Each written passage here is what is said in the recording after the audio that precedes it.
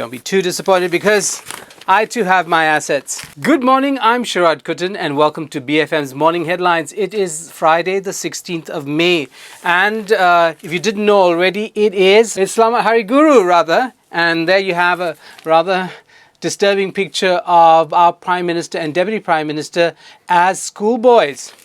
Now, I don't know if that's supposed to be satirical or is it just playful. At any rate, this other image really dominates the newspapers this morning, and it is the arrest, the man in yellow there, of a man suspected to be behind or part of the bombing of a Chennai railway station in May, rather the early part on May 1st, Labor Day. Now, that's reflected in many other newspapers. This front page story, though, in Uttar Malaysia, is about the 1.9 million arrest warrants out for traffic offenders. If you have a ticket that you haven't settled, probably it's a good time to do it. Okay, The Star has a story that none of the other papers really focus on that much, except Malay Mail perhaps. This is the story of those two nuns who were attacked in Seremban outside a church.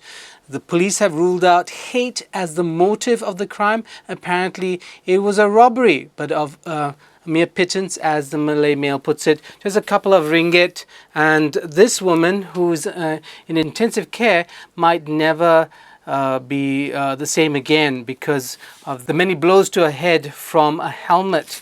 So the other stories that are really big, there you have that bomb story again. Just to move on, is the story of Sarawak. Soon after the debacle in Terengganu, we have some political machinations in Sarawak that look like a crisis, but is it really a crisis? 10 assemblymen from the State Assembly of Sarawak have moved out of the ruling party or out of their particular parties, but they're saying, and they formed a new party, they're saying they're still supporting the Barisan National Government of Sarawak. So no change in reality in terms of governance in Sarawak, but still it's a big story. There you have it. In Berita Harian, you also have it in the Malay Mail. You see that image again here. They say it's a political crisis. Question is, do we overuse the word crisis? A crisis for political parties, but is it really a crisis for politics in the state? But Terengganu, there you have, that was a genuine crisis in the sense that there were problems and it might have toppled the government of the day. The question is now, what was the motive of the former Menteri Besar, Ahmad Syed? And that's the subject of this story. Ahmad Syed saying that PAS tried to woo him over, and PAS is saying that in fact Ahmad Syed contacted them. So who's telling the truth? We don't know. And troubles in PKR occupy, especially those newspapers are not particularly friendly to Pakatan or the component parties. There it is, Pakatan, or rather PKRs Problems, out on the front page of NST for all to see. That's all we have for you this morning, but before I go, I'll leave you with the word of the day, and the word is pittance.